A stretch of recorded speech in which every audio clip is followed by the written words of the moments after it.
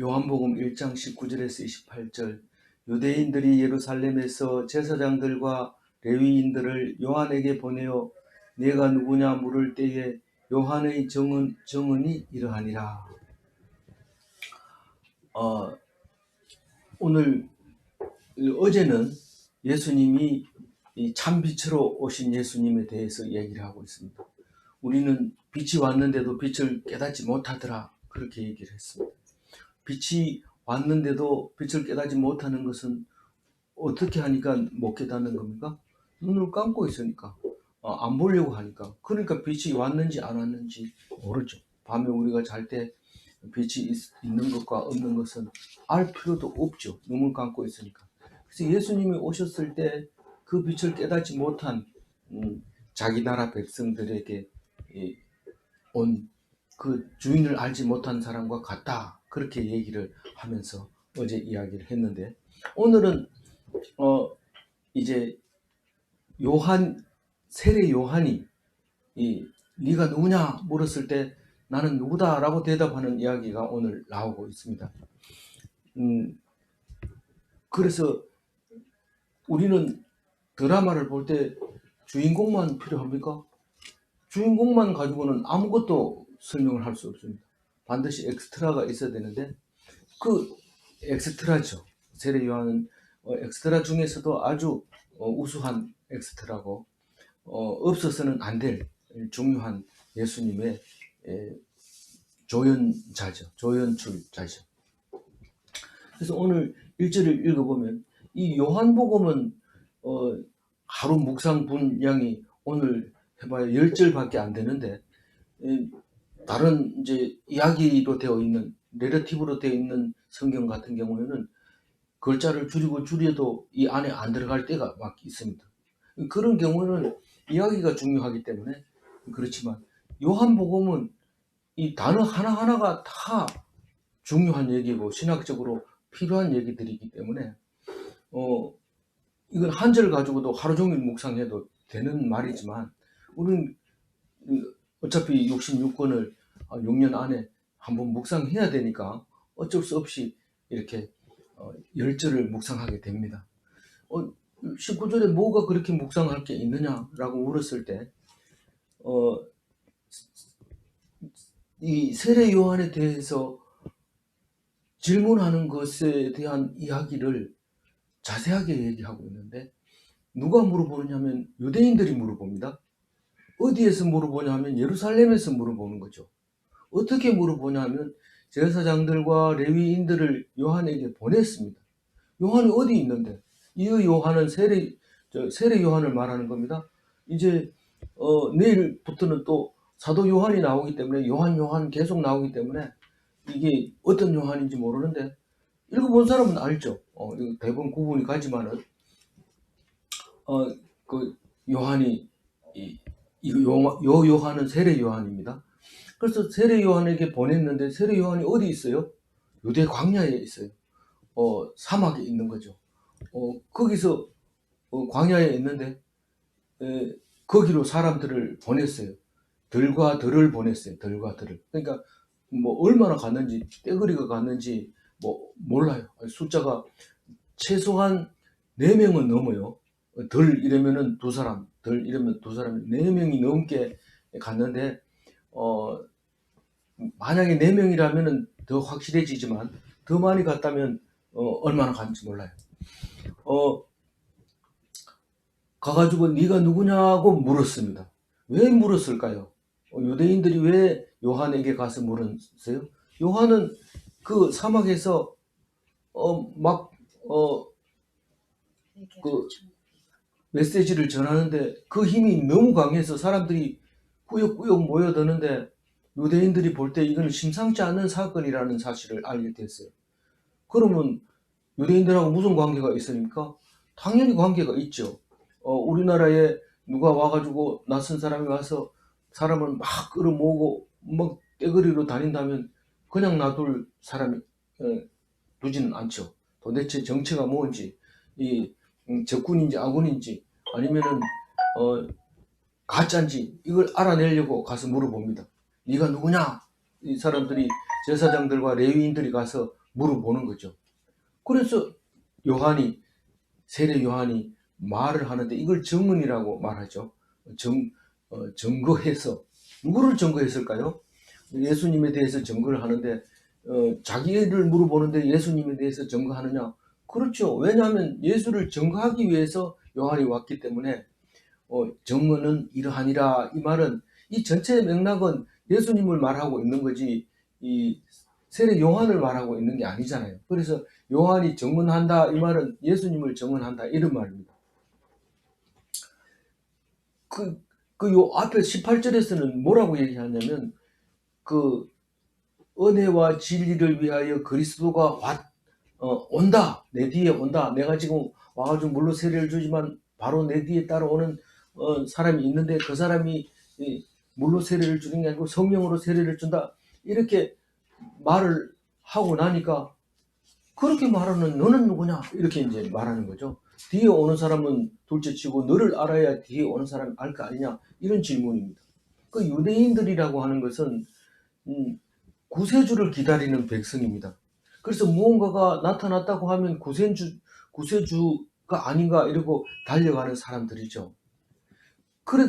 그래서 사실 예수님이 유대인들을 위해서 오셨죠. 그런데도 유대인들에게 죽임을 당하죠. 그래서 유대인들은 받아들이지 않고 유대인들이 아닌 사람, 유대인들도 받아들인 사람 많지만 인구 대비 퍼센트로 따지면 그래도 유대인이 많지만 대부분은 만민을 위해서 하나님께서 큰 역사를 하고 있었던 거죠. 그래서 혹시 그 사람이 아닌가 하고 조사단을 보낸 거죠.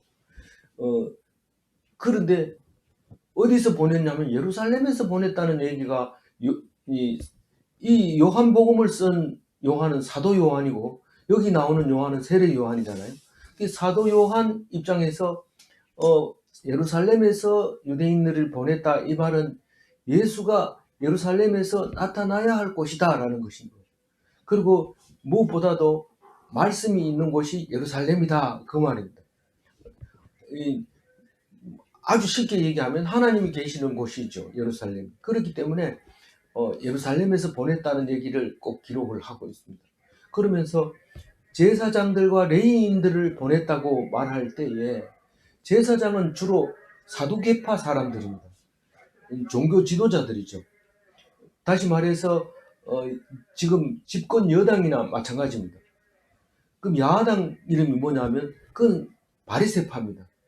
바리새파 사람들이고 여기서는 레위인들을 이랬는데 제사장은 레위인이죠. 레위인인데 특별히 이제 아론 반차로 온 제사장 레위인들이 제사장을 하고 있습니다. 그 중에서 사두개파라고 하는 이때 당시에 파가 있었는데 사두개파 이렇게 말하는 그 파의 사람들이 주로 제사장들을 하고 있었고 그 밖의 레위인들은 제사장이 될 수도 있지만 또 대부분은 제사장을 돕는 사람들인데 뒤에 문맥으로 봐가지고 이 사람들이 바리새파일 가능성이 있는 사람들입니다. 그래서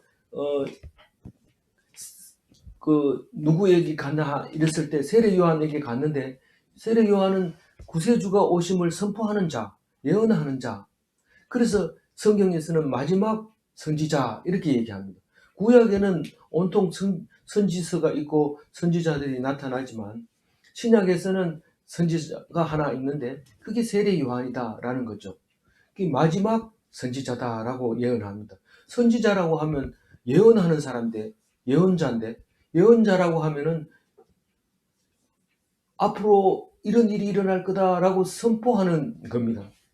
뭐 몇 월 며칠 누가 온다든가 뭐 이런 그거는 이 성경에서 예언하는 그런 예언이 아니고 그거는 이제 그런 예언이 아니고 이건 예금한다는 예언인데 이것은 두고두고 그것을 읽고 묵상해야 되는 예언이죠. 그래서 여기 지금 그 세례 요한이 어디서 소리를 지르고 세례를 주느냐면 예루살렘에서 떨어져 있는 유대 광야 거기로 내려오려면 사마리아를 거쳐서 유대 광야로 와야 됩니다. 근데 유대 광야라고 하는 건데 사실 나중에 보니까 사해 북쪽에 있는 쿰란 있는 쪽인데 그게 에세네파 사람들이 거주하고 있었던 거죠. 그러니까 세 파가 있다고 볼 수 있어요. 집권 여당의 사두개파와 집권 야당의 바리새파와 진짜 숨어서 정치를 떠나서 숨어서 사는 그 쿰란 그 여리고 맞은편에 있는 그 여리고 있는 편에 거기 있는 광야에서 공동 생활을 했다고 요즘은 이제 개발해서 사람들에게 보여주고 관광지로 쓰여지고 있는 그곳이 있죠. 거기라고 이제 생각하고 있는데 언제부터 이 말이 이 형성 세파가 이렇게 되어 있다고 생각이 됐냐면 제일 마지막으로 2차 대전 끝나고 20세기 들어와서 그 사회 사본이 발견되면서 그걸 연구하면서 학자들이 이런 결론을 내린 거죠.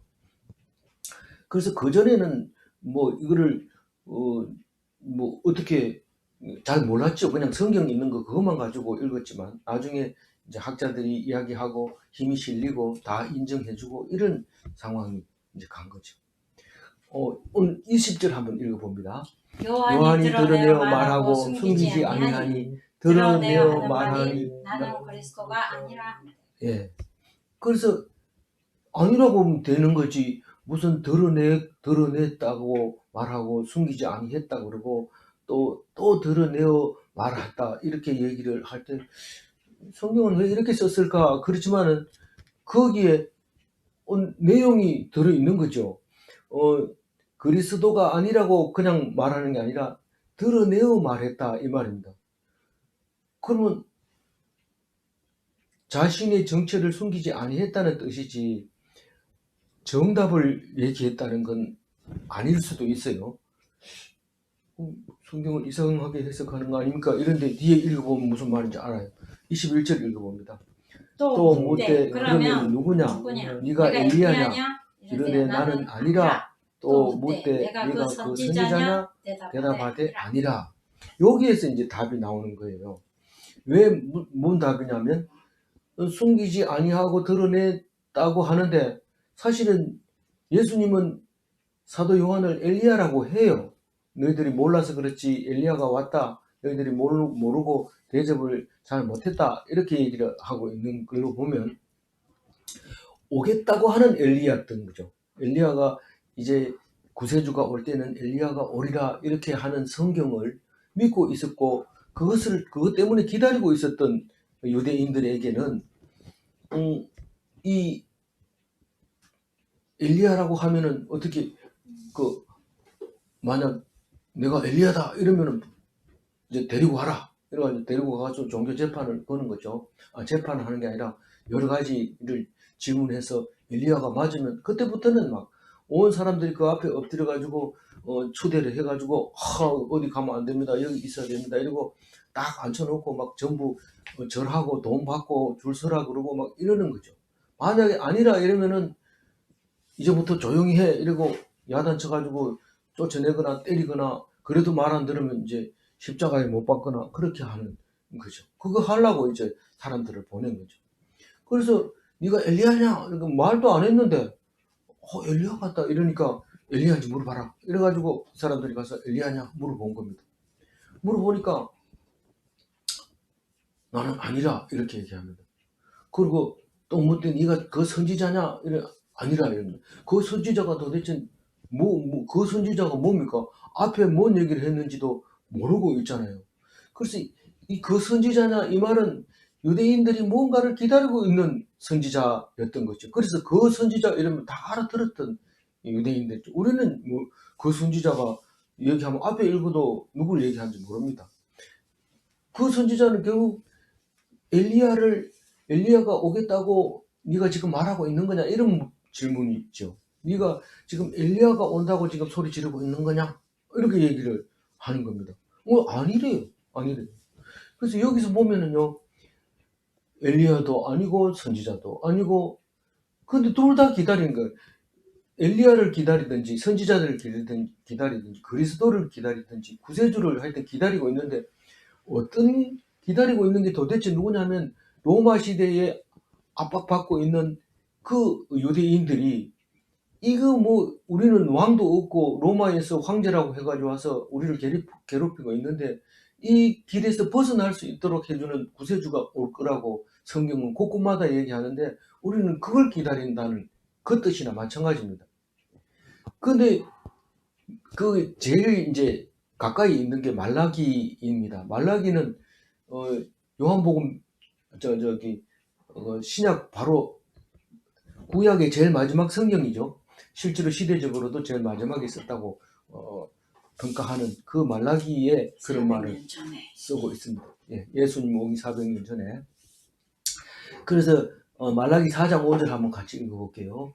보라, 여호와의 크고 두려운 날이 이르기 전에 내가 선지자 엘리야를 너희에게 보내리니. 그래서 누가 왔다 이러면 엘리야 왔는지 가봐라 이렇게 하면서 이제 사실 엘리야를 기다리고 있었고 또 이제 그리스도들 기다리고 있었는데 지금 요한이 잉태할 때 그 아기를 낳지 못하는 그 요한의 아버지 이름 뭐예요? 사가랴잖아요. 사가랴. 그 사가랴가 제사장이잖아요. 성전에 반차를 따라서 들어갔는데 천사가 나타나서 아들을 줄 테니까 이름을 요한이라고 해라 이렇게 말할 때 누가복음 1장 17절 같이 읽어봅니다. 그가 또 엘리야의 신령과 능력으로 주 앞에 먼저 와서 아버지의 마음을 자식에게 거스르게 하는 자를 의인의 슬기에 돌아오게 하고 주를 위하여 세운 백성을 위하여 준비하리라. 크게 읽으세요. 주를 위하여 세운 백성을 준비하리라. 이렇게 누가복음 1장 17절에 나와 있는데 사가랴에게 천사가 한 말이에요. 엘리야의 심령으로 심령과 능력으로 오실 그분이 요한이다. 이름을 낳거든 요한이라고 해라. 이 말을 했단 말이에요. 그런데 요한이 나서 이름을 요한이라고 부르고 벙어리가 됐던 사가랴가 입이 열렸다는 그 아닙니까? 근데 예수님은 어떻게 얘기할까요? 마태복음 11장 14절에 이렇게 얘기하고 있어요. 큰 소리로 혼자 읽어보세요. 만일 너희가 즐겨받을진대 오리라 한 엘리야가 곧 이 사람이니라. 예수님은 요한을 엘리야라고 말씀하셨습니다. 그런데 왜 사도 요한은 자기가 엘리야가 아니라고 대답을 했을까요? 방금 얘기한 대로 그런 엘리야는 오지 않는다. 그런 선지자도 없다. 그리고 그리스도는 너희들이 기다리는 그런 그리스도가 아니다라고 하는 그 말이죠. 그래서 아니라고 말하는 거죠. 그러니까 예수님이 오셨는데도 그리스도가 아닌 줄 알고 죽여버리는 거죠. 큰 실수를 한 거죠. 근데 또 우리는 기독교도들은 또 예수를 유대인이 죽였다고 유대인을 학살하는 이유로 만들어 버렸는데 어처구니 없는 일을 지금도 여전히 모르고 있기 때문에 그런 일을 저지르고 많은 거죠. 그래서 심지어는 유대인을 사탄으로 여기기도 하고 미국만 하더라도 유대인하고 돼지는 못 들어옵니다 하고 그 가게 앞에다 써놓고 얼마 전만 해도 불과 몇십 년이 안 된다고 그래요. 그게 이제 풀린 게. 그게 그렇게 미워하는 그 유대인들이 이게 미국이 전체가 흔들리고 있다는 거는 참 성경을 읽어보지 않고는 무슨 말인지 못 알아듣는 그런 거죠. 우리는 알고 있다고 막 크게 주장하면 주장할수록 죄를 짓고 있는 거죠. 그거를 성경에서 말하고 있는데도 모르고 있는 거예요. 모르고. 그리고 그 선지자라고 하는 것은 정확하게 모르지만 유대인들끼리 통하고 있는 그 오기로 기다리고 있는 그 선지자인데 유대인이 원하고 기다리는 그 선지자, 왜곡된 소망을 가지고 있는 유대인들에 대한 그 대표가 그 선지자였죠. 22절 한번 읽어볼게요. 또 또 말하되 누구나 우리를 보낸 이들에게 대답하게 하라. 너는 내게 대하여 무엇이라 하느냐. 지금 아니라고 자꾸 고개만 흔드니까 안달이 났죠. 지금 내가 지금 출장비 받고 여기까지 왔는데 가가지고 아니라 합디다 이렇게 하면 말이 되냐. 누구라고 얘기를 해줘야 될 게 아니냐. 네가 얘기를 해라. 주리를 트는 거죠. 그런데 끝까지 대답을 이상하게 하는 거죠. 자기 속에 시원하지 못한 거죠. 이 사람들이. 우리를 보내신 이들이 누굽니까? 예, 제일 앞에 나와있던 유대인들이 보냈잖아요. 유대인들이 보냈는데 유대인들한테 가서 네가 누구라는 것을 얘기하게 해라. 맞다 그러면 떼거리로 사람들이 몰려올 거고 아니라 그러면은 그런 짓을 하지 마라. 세례 주고 뭐 연설 뭐 설교하고 이런 짓을 하지 마라. 이러고 세게 때려가지고 돌려보내든지 그래도 말 안 들으면 죽여 될 텐데 그래도 이제 있는 대로 얘기를 하는 겁니다. 23절 읽어봅니다. 이르되 나는 선지자 이사야의 그 말과 같이 주의 길을 곱게 하라고 광야에서 외치는 자의 소리로라 하니라. 그러니까 예수님이 나중에 보면은 이 세례 요한을 못 알아보니까 너희들이 무엇을 보려고 광야로 갔더냐 이런 말을 합니다. 광야에 가가지고 뭘 보려고 갔느냐. 좋은 옷을 입을 사람은 왕궁으로 가봐라 이러면서 이사야가 맞다. 엘리야가 맞다 그런 얘기를 하는 거죠.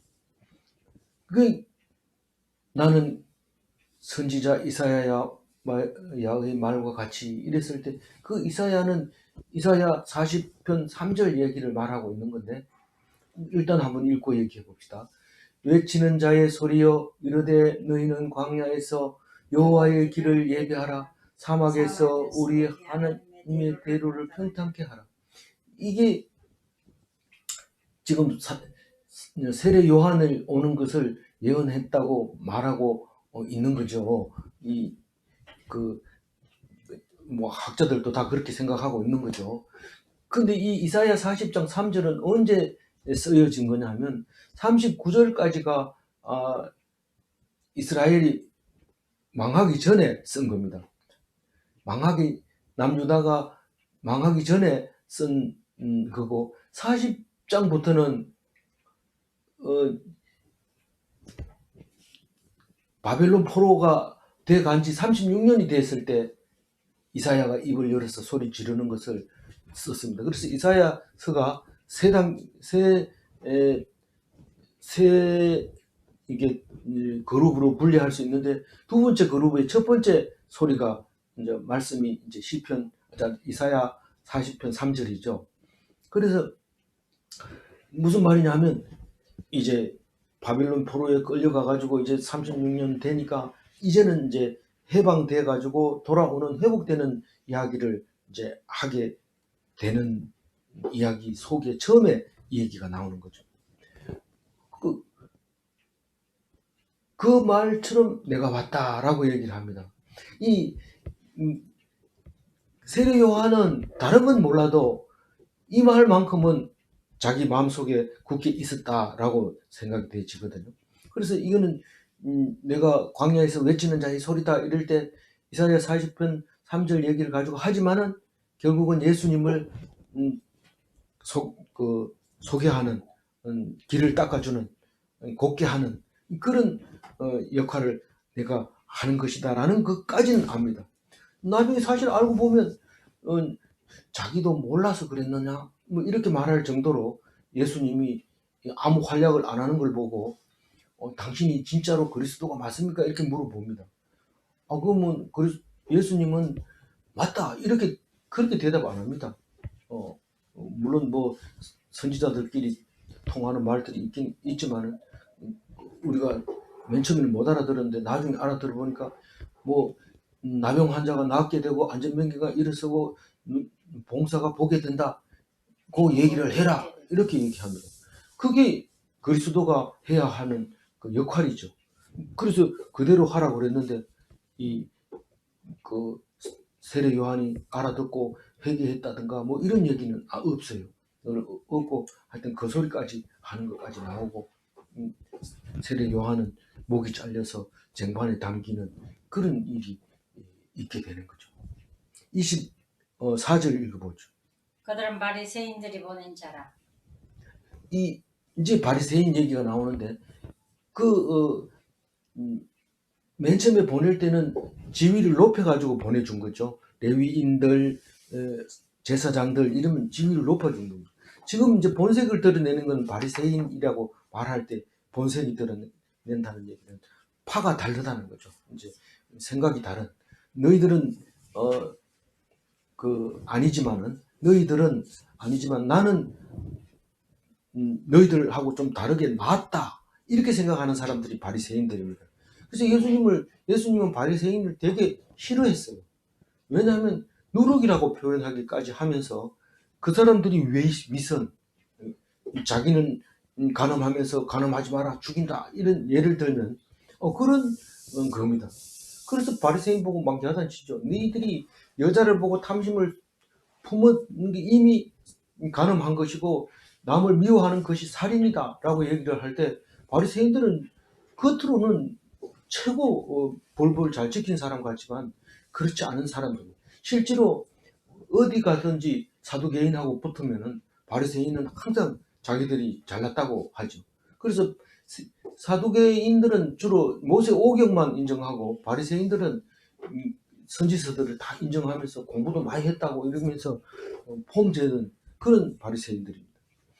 그러니까 지금 아까도 얘기했지만 예수님과 이 세례 요한은 무슨 파라고요? 에세네파, 파가 다른 거죠. 어쨌든 바리새인은 끝까지 물고 늘어집니다. 25절 읽어봅니다. 또 물어 이르되 네가 만일 그리스도도 아니요 엘리야도 아니요 그 선지자도 아닐진데 어찌하여 세례를 베푸느냐. 그러니까 바리새인들은 논리적이고 합당해야 되기 때문에 그 답이 나올 때까지 계속 물어봅니다. 내가 외치는 자의 소리로다. 그러니까 나를 보지 말고 내 소리만 들어라 이런 말입니다. 광야에서 외치는 자의 소리로라 할 때 내 소리만 들어라. 나는 뭐 대접받을 사람도 아니고 칭찬받을 사람도 아니고 내 소리만 들어라 이 말인데 바리새인은 그런 거 없습니다. 오직 이 말꼬리를 잡고 물고 늘어지는데 그리스도 아니라 했지, 엘리야 아니라 했지, 그 선지자도 아니지. 그런데 네가 무슨 자격으로 세례를 주고 네 세례 줘가지고 뭐 하느냐 이런데 나중에 보면 이게 세례 주는 것이 SNF파 그 입단할 때 세례를 주는 의식으로 되어 있다고 이제 어떤 학자들은 그렇게 얘기를 해요. 이 세례는 물을 끼얹거나 물에 담그거나 물로 씻거나 물 붓거나 이게 전부 다 세례라고 하는데 침례라고도 하고 결례 그러니까 의식이죠. 의식. 유대인들이 의식이 이랬었는데 그 세례 요한이 이렇게 하고 있었던 거죠. 그 세례 주는 거는 그냥 보통 일이 아니다. 사람들이 전부 받으려고 온다. 그러니까 네가 왜 세례를 주느냐고 또 물어봅니다. 그러니까 이제 26절 요한이 대답을 합니다. 읽어봅니다. 요한이 대답하되 나는 물로 세례를 베풀거니와 너희 가운데 너희가 알지 못하는 한 사람이 섰으니 이제 예수님에 대해서 이야기하죠. 예수라는 말을 본인도 사실은 잘 모릅니다. 예수인지 아닌지 모르지만 어쨌든 한 사람이 섰는데 내 뒤에 오시는 사람이 그라고 얘기를 할 때 이 나는 물로 세례를 주거니와 이 말은 물 세례를 말하는 거죠. 너희 가운데라고 하면 유대인으로 와야 될 예수를 말하고 있는 거죠. 너희가 알지 못하는 이런 말은 너희들이 예수를 왔는데도 알지 못하고 죽여버리는 이런 말입니다. 한 사람은 예수 그리스도 오직 한 사람. 예수 같은 사람도 없고 예수와 같은 다른 사람도 없고 딱 한 사람. 예수 이외에는 구원받을 만한 다른 이름을 준 적이 없는 그 예수님. 오직 유일한 그 한 사람을 섰다고 얘기하는 것은 그 섰다고 얘기하는 것은 헬라어로 히스템이라고 하는데 확고한 마음을 가진 사람이 있다. 너희들 가운데. 그러니까 예수님은 사실은 특별한 게 아니라 확실한 믿음을 가진 사람이 예수님인 거죠. 확실한 믿음으로 가졌기 때문에 십자가를 질 수 있었는 거죠. 그래가지고 예수님이 늘 말했지만 너희들이 지금 겨자씨만한 믿음이 있으면 뽕나무 들어 바다에 빠지라 하면 빠진다. 산을 들어서 물에 바다에 던지면 빠진다. 그런 말을 할 정도로 그 믿음에 대해서 강력하게 얘기하는데 너희 알지 못하는 한 사람이 섰으니 이 말은 너희 중에 강력한 믿음을 가진 엄청난 믿음을 가진 사람 한 사람이 있다. 그 얘기를 하고 있는 겁니다. 27절 읽어봅니다. 곧 내 뒤에 오시는 그이라. 나는 그의 신발끈을 풀기도 감당하지 못하겠노라 하더라. 예. 내 뒤에 오시는 이는 사실은 세례 요한 6개월 뒤에 예수님이 오시죠. 외사촌이라고도 하는데 그렇게 오시는 예수님을 그이라고 얘기를 하고 있습니다. 나는 그의 신발끈 풀기도 감당하지 못하겠노라 이렇게 하는데 신발끈을 신들매라고 그랬는데 개역 개정 성경을 바뀌면서 신발끈으로 이름이 바뀌었어요. 근데 신들매는 신을 옛날에 우리나라 신을 들고 가기 위해서는 그 신들매라고 하는 끈에다가 신을 쭉 끼워 가지고 들고 다녔던 그 끈을 말하고 있는데 이 로마 시대에는 신발이 이게 무릎까지 이렇게 올라오는 신발을 신기 때문에 끈을 맬 때는 종이 꿇어 앉아가지고 끈을 매주는 신발끈 매는 종이 있었던 거죠. 그럼 딱 어디 갔다 돌아오면 신발끈 매고 어디 간다 이러면 빨리 가서 신발끈 매주고 이런 사람이 있었는데 그 신발끈 푸는 사람을 종으로 이제 표현을 한 거죠. 나는 그 사람이 종이 되는 것도 참 그보다 못하다 그 얘기를 지금 하고 있습니다. 그 얘기까지 했는데 요게 이제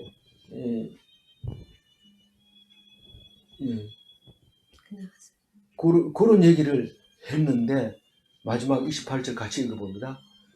이 일은 요한이 세례 베풀던 곳 요단강 건너편 베다니에서 일어난 일이니라. 이 요한은 이걸 이렇게 보고 있는 거죠. 이 일에 대해서 이렇게 쓰고 있는데 요단강 건너편 베다니는 이쪽 그 쿰란하고 반대편에 그러니까 여리고 성 있는 반대편에 지금 찾아가 보면 요르단이라고 하는 그 나라의 땅으로 되어 있어요. 그 건너편에서 세례를 주고 있었던 거죠. 이쪽에서는 광야에서는 요한이 세례를 주고 맞은편에서는 예수님이 세례를 주고 하는데 지금 여기서는 지금 건너편이라고 요단강 건너편이라서 그 세례 요한이 베풀던 곳 그러니까 요르단 쪽 그래서 성지순례 가면 요르단을 가야 예수님이 세례 받던 곳을 이제 찾아내고 거기서 세례 받고 오는 사람들도 많이 있습니다. 근데 베다니는 이름이 두 개가 나와요. 거리도 그렇게 멀지 않는데 예루살렘 가까운 쪽에 있는 베다니가 있고 요단강 가에 있는 베다니가 있는데 그 감람산 베다니가 있어요. 거기는 문둥이 시몬이 집이 있는 곳이고 성 밖에서 한 오리쯤 된다 그러니까 거기 기드론 골짜기를 건너면 바로 있는 그 베다니입니다. 거기는 벳바게라고 하는 그 바게 무화과 나무를 저주해서 바짝 마르게 했던 그 동네하고 붙어 있는 동네고 마르다가 동생 마리아 보고 일 안 하고 예수님 말씀만 듣는다고 막 그 불평하고 있을 때 예수님이 마리아는 오른편을 택했다 그렇게 말할 것이 거기고, 예수님이 마지막 성천하실 때는 거기서 성천합니다.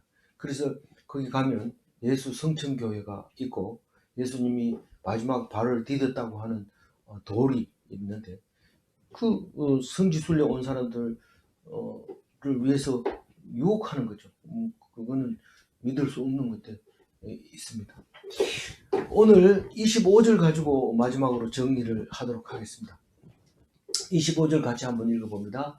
또 물어 이르되 네가 만일 그리스도도 아니요 엘리야도 아니요 그 선지자도 아닐진데 어찌하여 세례를 베푸느냐. 우리가 이렇게 물을 때는 말씀을, 성경 말씀을, 하나님 주시는 말씀을 틀 속에다 가둬놓은 겁니다. 무슨 말이냐면, 그리스도는 오면은 우리가 로마에서 압제에서 벗어나고 이런 사람이 올 거다 이렇게 해서 틀을 만들어 가지고 그런 사람이 오면 그리스도라고 부르는, 거꾸로 해버리는 거죠. 그리스도가 오면 그리스도가 어떻게 하든지 그냥 맡겨둬야 되는데, 우리를 구원해 준 사람이 그리스도라고 믿는 거다라고 거꾸로 맞춰버립니다. 모든 신앙생활이 그렇게 가기가 쉬운데, 그렇게 틀 속에 가두면 종교가 됩니다. 그러나 말씀을 오늘 읽고 또 내일은 다른 말씀 읽고 계속 이렇게 읽어 나가면 하나님이 능력을 주시는데, 그게 두나미스라고 하는 능력이 생기는 거죠. 그래서 능력 있는 삶을 살 수 있는 것은 하나님 말씀을 붙잡고 함께 살아가고, 위드 코로나가 아니고 위드 갓, 하나님과 함께 살아가는 오늘 2022년이 되시기 바랍니다. 거기 제가 하바루타 1번 2번 나와 있는데, 바리새인이 기다리는 선지자는 어떠해야 하는가? 제사장과 바리새인은 왜 세례 요한의 정체를 알아야 하는가? 이렇게 해서 한번 나눠보도록 하겠습니다. 기도하겠습니다. 하나님 감사합니다. 이제 새해를 주시고 또 새 주간을 주시고 월요일을 주셔서 우리가 한 주를 시작할 때 하나님 말씀 읽고 하나님 말 그 뜻을 상고하면서 하루를 살게 해주셔서 감사합니다. 오늘 하루도 온전히 주님께 의지하며 내 생각대로 하나님을 받아들이지 아니하고 하나님의 생각이 무엇인가 말씀 속에서 깨달아 나갈 수 있도록 도와주시옵소서. 온전히 주님께 의지하며 감사하며 우리 주 예수 그리스도 이름으로 기도 올리옵나이다. 아멘.